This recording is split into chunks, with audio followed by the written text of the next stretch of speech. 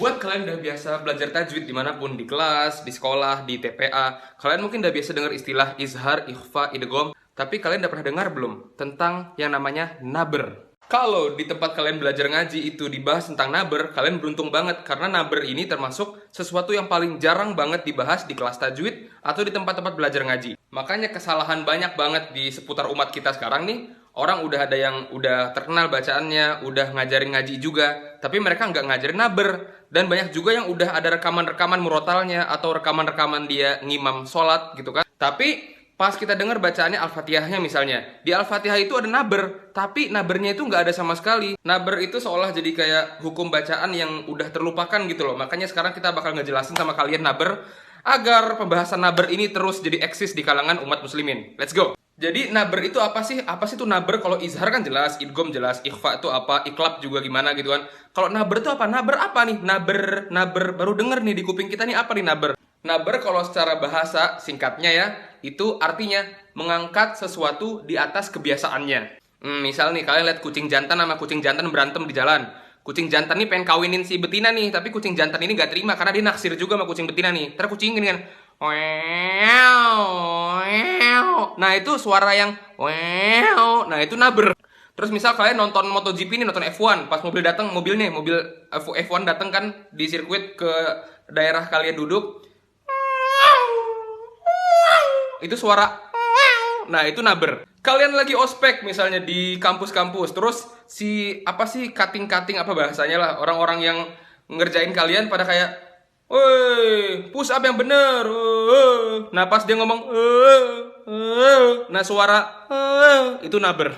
Kalau dalam ilmu tajwid, naber itu artinya mengangkat suara dengan tujuan menjaga atau memperjelas sifat huruf setelahnya, atau untuk menjaga maknanya. Karena ada beberapa ayat yang kalau kita nggak pakai naber di situ, maknanya bisa samar-samar di kuping kita, bisa jadi makna yang lain, bisa nggak tersampaikan makna yang seharusnya dibacakan di ayat itu. Sini deh biar gue perjelas sama kalian, di Quran tuh gimana sih contoh naber-naber di ayat-ayat Al-Quran. Contohnya ya, yang kita paling sering baca naber, tapi kita nggak sadar namanya itu naber, di Al-Fatihah. Shiratal ladzina an'amta 'alaihim ghairil maghdubi 'alaihim waladdallin. Di bagian olin ngangkat sejenak itu namanya naber. Terus misalnya di surat Abasa, mata'an lakum wa li'an'amikum fa idza ja'atis sakhah. Di sohoh gelombang tadi tuh suara itu naber namanya. Oke, langsung aja kita masuk ke pembahasan kita. Jadi dalam pembacaan Al-Quran ada 5 kondisi di saat ayat itu dibaca naber di situ. Setiap kondisi gue bakal kasih contoh banyak banget. Jadi kalian tuh nggak salah lagi insya Allah pas baca. Jadi keep up sampai akhir video ya. Kalau misalnya agak lama, ini bener-bener dibahas semuanya tentang naber. Jadi kalian jangan sampai kelewatan sedetik pun. Yang pertama yaitu perpindahan bunyi mad ke huruf yang bertasydid, yang ada tasydidnya, ke selain huruf gunnah, yaitu mim sama nun. Tujuannya agar tasydid terbaca dan terdengar dengan baik. Jadi memperjelas tasydid deh di huruf setelahnya. Contoh yang pertama di ayat As-Saffat ayat 1. Was-saffati saffa, was-saffati saffa. Bukan was-saffati saffa. Kalau gitu kan nggak jelas. Ini setelah so yang panjang tuh yang ada matnya ya, itu fa-nya ada tasdid apa nggak ada tasdid, kan nggak jelas kalau kita baca was-saffati saffa. Apa bedanya sama kalau nggak ada tasdidnya? Was-saffati saffa, kan jadi nggak kedengeran tasdidnya, makanya kasih naber di situ. Wa batsa fiha min kulli dabbah. Nah kayak gitu. Terus di ayat terakhir Al-Mujadalah, la tajidu qauman yu'minuna billahi wal yawmil akhir yuwadduna man haddallaha wa rasulah. Terus contoh terakhir yang tadi di Abasa fa idza ja'atis sakhah. Nah kayak gitu. Kondisi kedua yaitu ketika waqaf. Waqaf tuh berhenti ya. Ketika waqaf di huruf yang ada tasdidnya, yang bertasdid selain huruf gunnah. Ingat ya, kalau gue bilang huruf gunnah berarti nun sama mim. Contoh ayat tentang berbakti kepada orang tua. biar kita berkata-kata yang baik. Fala taqul lahuma uff. Jadi salah kalau misalnya kalian baca fala taqul lahuma uff. Bedanya apa? Karena kan di fa-nya itu, di akhir potongan itu, fa-nya ada tasdidnya. Untuk memperjelas kalau itu ada tasdid, angkat suaranya. Fala taqul lahuma uff. Makanya orang banyak yang pertama-tama belum pernah belajar naber, habis itu dia udah nemuin irama yang enak nih buat ngaji. Bacalah surat Al-Isra.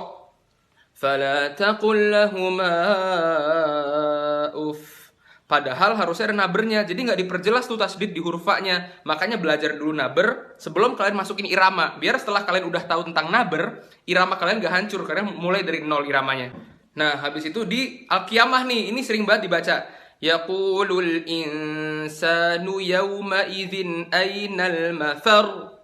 Ainal mafar. Jadi di akhirnya itu kan ada tasdidnya, mafar. Kalian angkat suaranya. Yaqulul insanu yawma idzin ainal mafar. Mafar bukan ainal mafar. Karena itu ada tasdidnya. Beda sama kayak ayat di Al-Qiyamah yang lain yang ro doang, ro sukun gak ada tasdidnya. Kayak kalla la wazar. Kalau wazar emang gak ada tasdidnya, makanya biasa aja. Tapi kalau ada tasdid kayak mafar, angkat suaranya. Terus kalau di surat Al-Qamar, wa kullu amrim mustaqir. Mustaqir. Nah gitu. Ada juga contoh di huruf lam. Fa illam yusibha wabilun fatol. Fatol. Bukan fatol, tapi fatol. Nah sekarang kondisi ketiga nih. Kondisi ketiga itu kondisi yang paling sering banget di Al-Quran. Paling banyak kita lewatin. Dan gak mungkin kita ngaji gak kelewatan nih yang kondisi ketiga ini. Yaitu pada huruf waw dan huruf ya yang bertasdid, yang diawali huruf apapun sebelumnya yang berharokat fathah, domah atau kasroh. Waw ya yang sebelumnya ada fathah, domah atau kasroh. Di ayat kursi, Allahu la ilaha illa huwal hayyul qayyum. Hayyul qayyum. Bukan Allahu la ilaha illa huwal hayyul qayyum. Hayyul qayyum. Tapi hayyul qayyum. Dihentakin sedikit, setengah detik aja dihentakin. Hayyul qayyum. Terus di Al-Fatihah, Iyyaka na'budu wa iyyaka nasta'in. Jadi kalau kalian mau ngasih irama apapun di Al-Fatihah, jangan pakai irama yang dia itu nggak pakai naber. Misalnya Iyyaka na'budu wa iyyaka nasta'in. Bacanya Iyyaka na'budu wa iyyaka nasta'in. Perjelas naber di situ. Contoh di huruf waw, Innallaha huwar razzaqu dzul quwwatil matin. Ini sebelumnya domah ya. Dzul quwwatil matin, bukan dzul quwwatil matin. Enggak. Cara mempraktekkan tasdid di situ, dzul quwwatil matin, dzul quwwatil matin. Faman tatawwa'a khairan fahuwa khairul lah. Tatawwa'a, bukan tatawwa'a, tapi tatawwa'a. Huwallazi yusawwirukum fil arham. Yusawwiru. Kondisi keempat juga banyak, yaitu ketika waqaf, berhenti di yang akhirnya itu huruf hamzah. Tahu ya hamzah ya? A.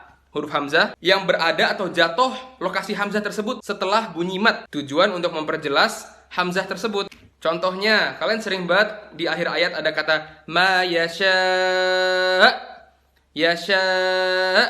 Kadzalika Allahu yaf'alu ma yasha. Jadi sebelum berhenti sya. Jadi pas ngerem itu udah setelah diangkat suaranya. Yasha. Ma amilna alaihi min su'. Jadi ngeremnya itu bukan bukan yang penting ditahan gitu aja, tapi ditambahin angkat suaranya sedikit, hentak sedikit aja. Alaihim dairatus sawu wa yakhshallaha min ibadihil ulama. Terus ada ayat lain yang ada kata aulia. Contoh lain di surat Fussilat ya. Qalu antaqana Allahu allazi antaqa kulla syai'. Nah, kalau ini lokasi terakhir terjadinya naber ya. Ini agak-agak sulit sih karena kita harus ngelihat arti juga dan kita harus paham juga tentang huruf ini, yaitu pada alif tasniyah. Alif tasniyah itu artinya alif yang menunjukkan kalau ini tuh untuk dua orang, bukan satu orang yang disebut di ayat tersebut. Alif tasniyah itu ketemu sama hamzah wasol agar terbedakan antara domir mufrad sama musanna, agar kita tahu ini tuh ayat yang diperjelas tuh untuk ada dua orang di situ pelakunya, bukan satu orang doang. Jadi tambahin naber di situ. Contoh di surat Yusuf, wastabaqal bab, wastabaqal bab, dua orang, wastabaqo, ada alif di situ. Jadi bukan wastabaqal bab. Bedanya apa kalau ada satu orang sama dua orang, kan nggak jelas, jadi tambahin naber di situ. Falamma zaqash syajarah, zaqash syajarah kan dua orang, Adam sama Hawa, bukan zaqash syajarah Adam sendirian gitu kan, enggak, berdua. Falamma zaqash syajarata badat lahuma sawatuhuma wa qala alhamdulillahilladzi faddalana. Wa qala alhamdulillah, karena qala menunjukkan untuk dua orang, bukan seorang doang. Itu aja bahasan untuk naber. Semoga kalian bisa praktekin ke sehari-hari karena banyak banget. Contohnya tadi yang huruf ya sama waw. Iyyaka na'budu wa iyyaka nasta'in. Setiap hari kan kita baca Al-Fatihah setiap hari. Terus juga di ma yasha yang ada hamzah di akhirnya setelah mat. Itu juga sering banget. Wassalamualaikum warahmatullahi wabarakatuh.